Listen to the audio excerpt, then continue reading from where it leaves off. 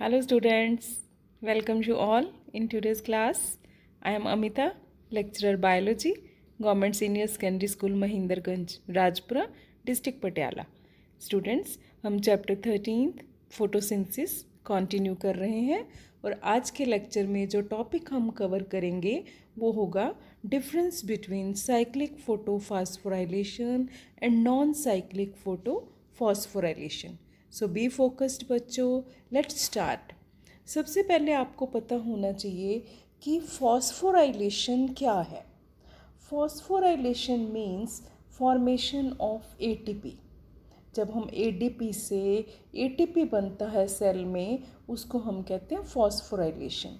Photo means जब ये ATP light की प्रेजेंस में बनता है तो हम बोलते हैं इट इज़ फोटो फॉस्फोराइलेशन. दूसरा वर्ड हमने यूज़ किया cyclic. Cyclic and non cyclic.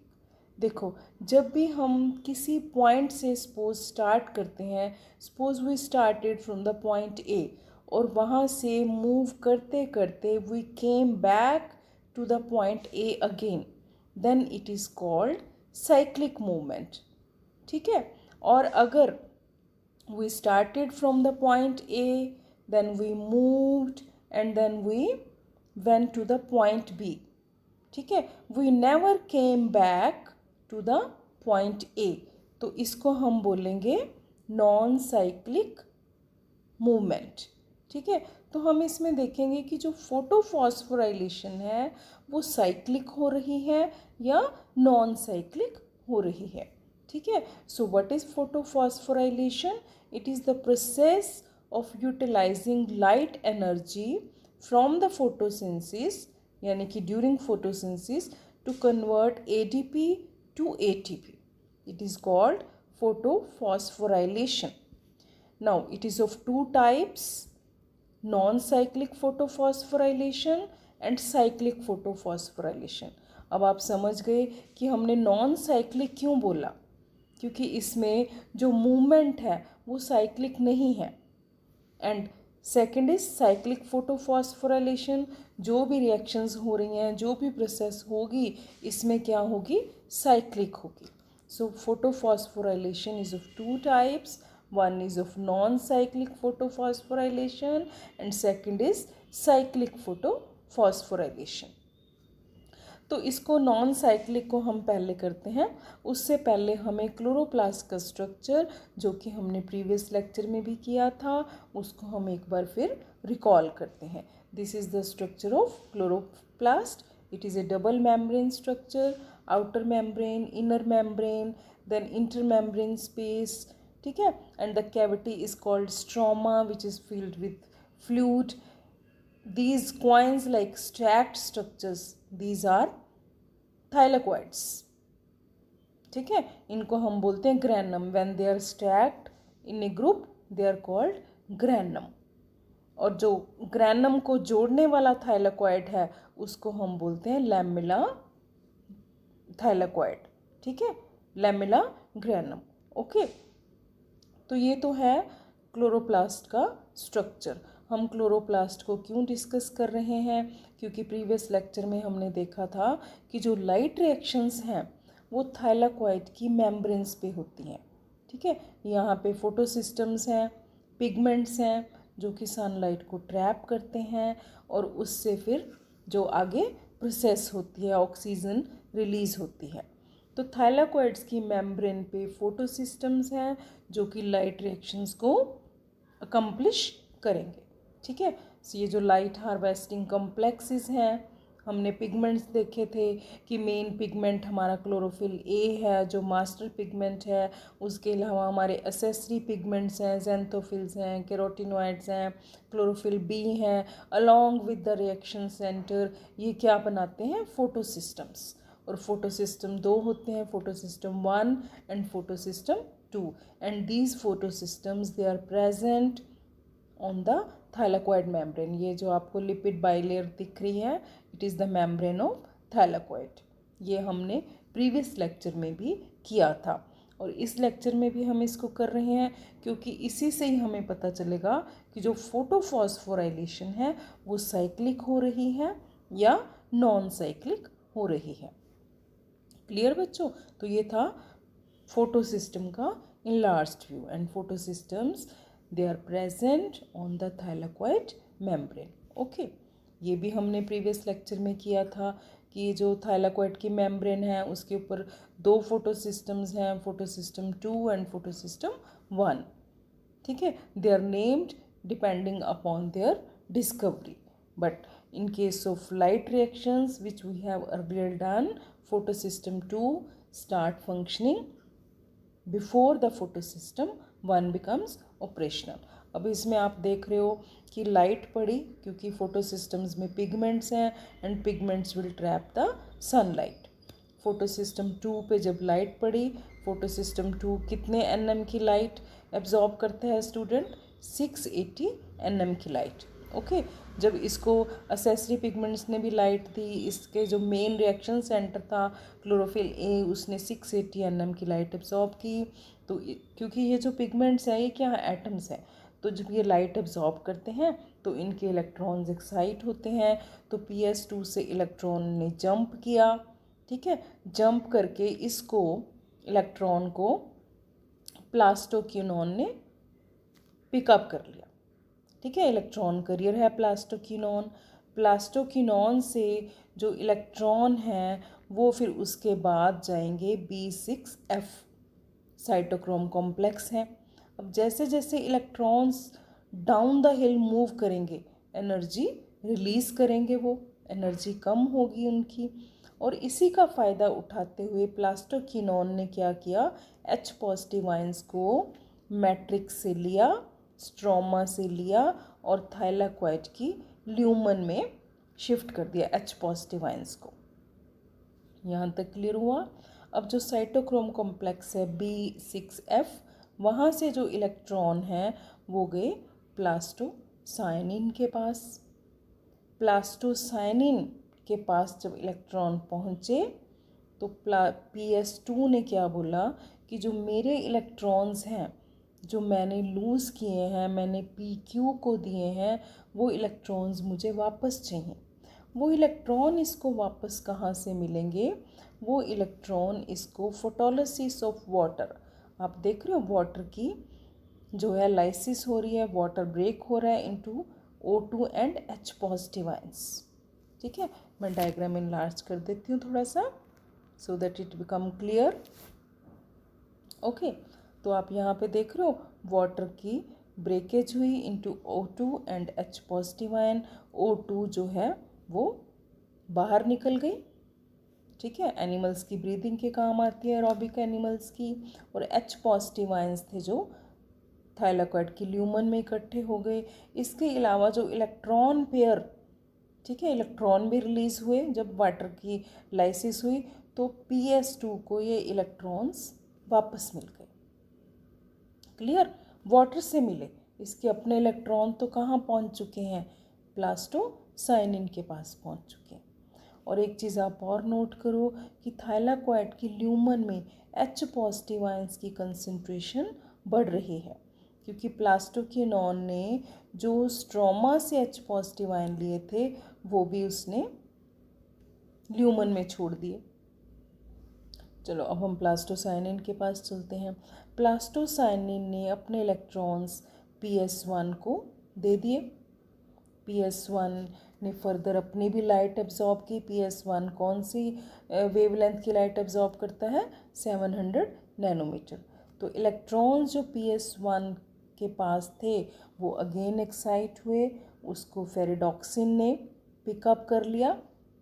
जब फेरिडॉक्सिन ने पिकअप किया, ठीक है, तो फेरिडॉक्सिन से क्या हुआ कि जो थाइलाकोइड की मेम्ब्रेन है, यहाँ पे एक और एंजाइम है, हमने प्रीवियस लेक्चर में किया था NADP रिडक्टेस। तो फेरिडॉक्सिन ने ये जो इलेक्ट्रॉन थे ये यूज़ कर लिए, NADP को NADPH में कन्वर्ट कर दिया, रिड्यूसिंग पावर में कन्वर्ट कर दिया। तो यहाँ पे इलेक्ट्रॉन यूज़ हो गए। क्लियर? अब क्या हुआ, NADP से NADPH बना, तो यहाँ पे H पॉजिटिव आयंस क्या हो गए? कम हो गए। इधर ऑलरेडी H पॉजिटिव आयंस की कंसंट्रेशन बढ़ रही है। प्रोटॉन ग्रेडियंट क्रिएट हो गया। थाइलाकोइड की ल्यूमन में H पॉजिटिव आयंस क्या हो गए, बढ़ गए। तो इस तरह से यहाँ पे ल्यूमन में एक प्रोटॉन ग्रेडियंट क्रिएट हो गया। ठीक है, प्रोटॉन ग्रेडियंट कैसे हुआ, एक H पॉजिटिव आयन तो वाटर की ब्रेकेज से आए, एक H positive ion plastoquinone stroma से लेके आया, और एक H पॉजिटिव आयन यहाँ पे कम हो गए क्योंकि NADPH क्या हो गया, NADPH में कम हुआ तो यहाँ पे H पॉजिटिव आयन की कंसंट्रेशन बढ़ गई। जब ल्यूमन में H पॉजिटिव आयन की कंसंट्रेशन बढ़ी तो थाइलाकोइड की मेम्ब्रेन पे ऑक्सीजोम्स होते हैं which are consist of F0 F0 particles. ये F0 है, ये F0 पार्टिकल्स हैं। इनके पास एक एंजाइम है ऑक्सीजोम्स के पास, ATP synthetase. ATP synthetase activate हो जाता है जब H पॉजिटिव आयंस ल्यूमन में इनकी कंसंट्रेशन ज़्यादा है, they will pass through this channel from higher concentration to lower concentration. जब H पॉजिटिव आयंस इस चैनल से पास करेंगे, ATP synthetase will form ATP from ADP।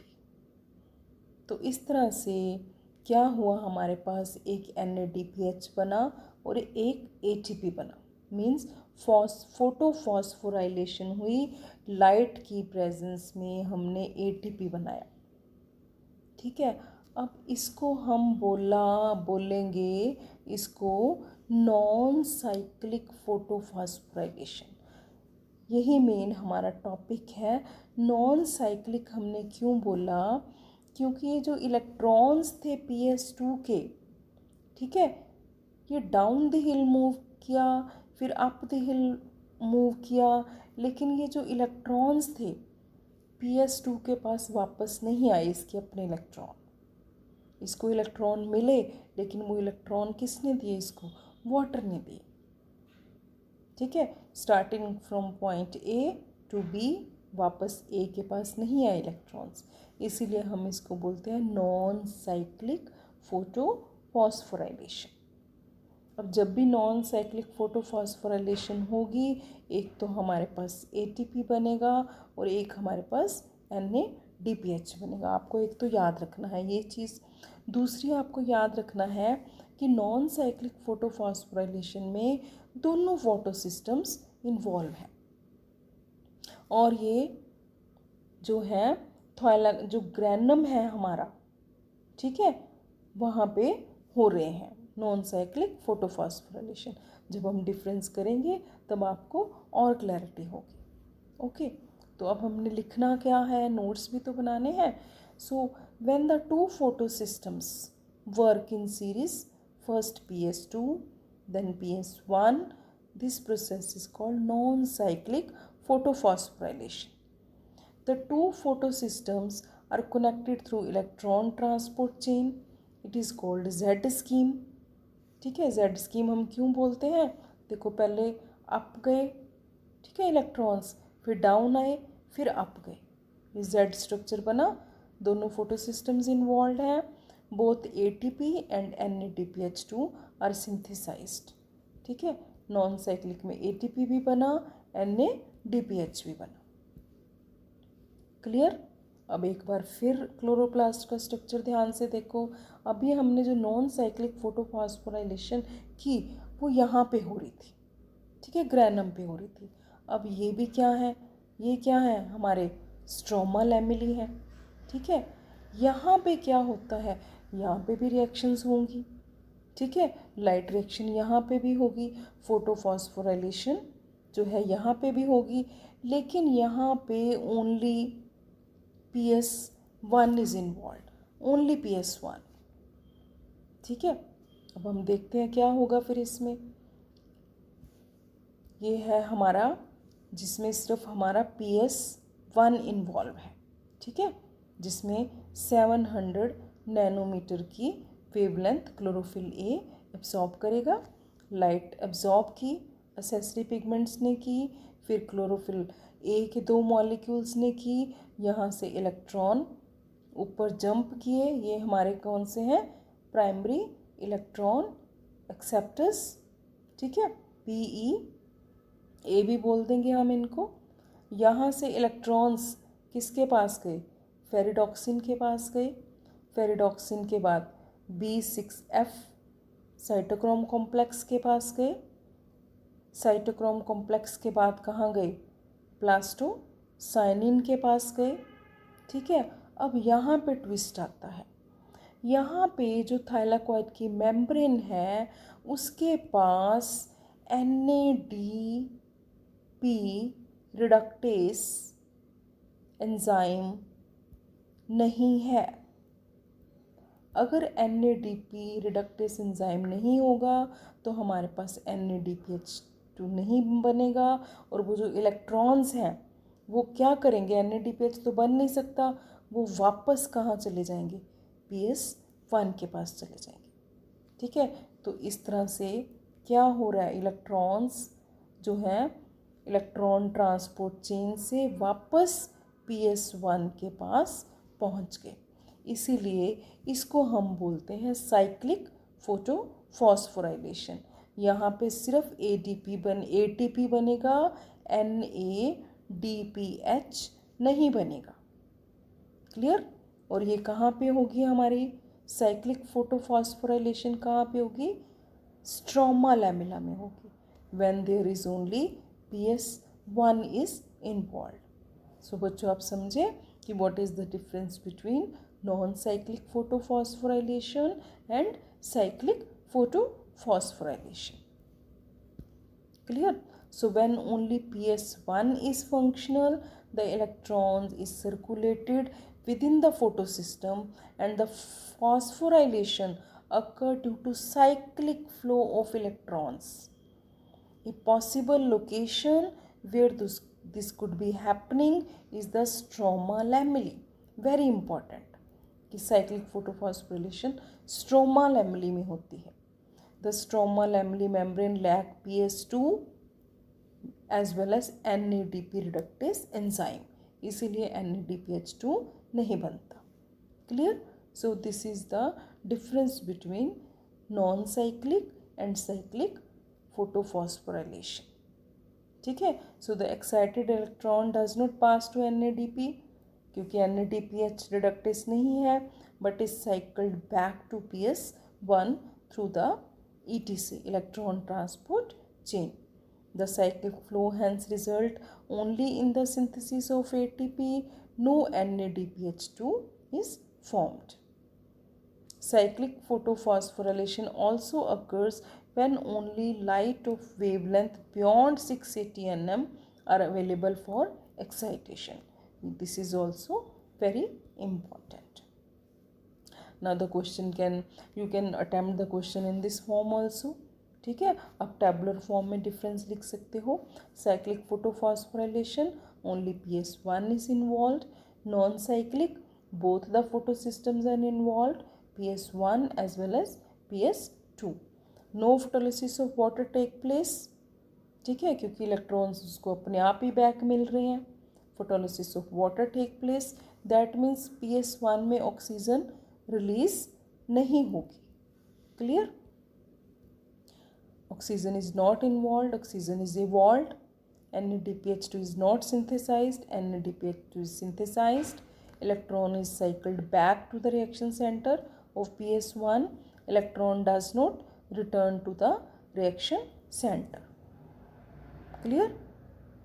So these are the main differences between cyclic photophosphorylation and non-cyclic photophosphorylation. Clear बच्चों, अच्छी तरह से समझ आ गया. Okay, so we will study the next topic in the next lecture. Till then, study well, learn well, and have a nice day. Thank you.